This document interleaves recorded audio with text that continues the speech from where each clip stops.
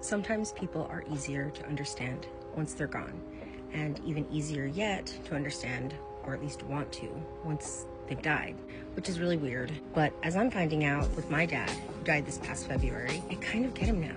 We spent the greater part of our time together dedicated to misunderstanding each other. But the last part of his life he spent in active addiction, and it was incredibly hard to even want to be around him sometimes. When he died this past February, my first thought, and believe me, I felt pretty ashamed of it for some reason, was finally, it's over.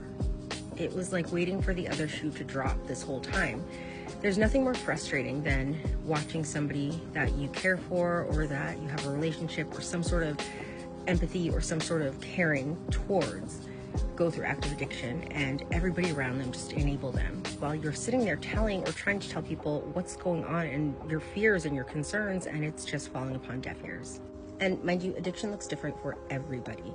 You're not going to have two addicts who are exactly the same, but it's not so vastly different that like every addict is this unique and genuine autonomous snowflake.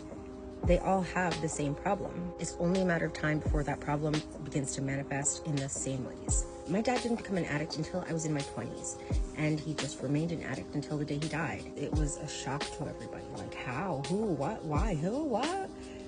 Yeah, addicts are really good at hiding. Addicts are really good at hiding in plain sight. And what makes it even easier for them is the people around them. However well-intentioned they are, you're not that well-intentioned if you're enabling. You're part of the problem, plain and simple.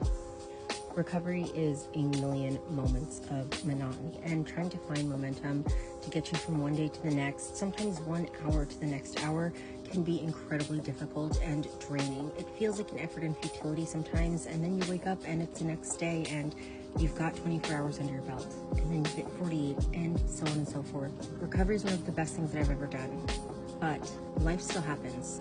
Death, births, marriages, divorces, friendships, moves, jobs, failures, and success. And sometimes finding the moments where we're most human, whether they're reflective of something great or something not so great, it can help ground us. And if you're a parent this Father's Day who is struggling in active addiction, please think of your children.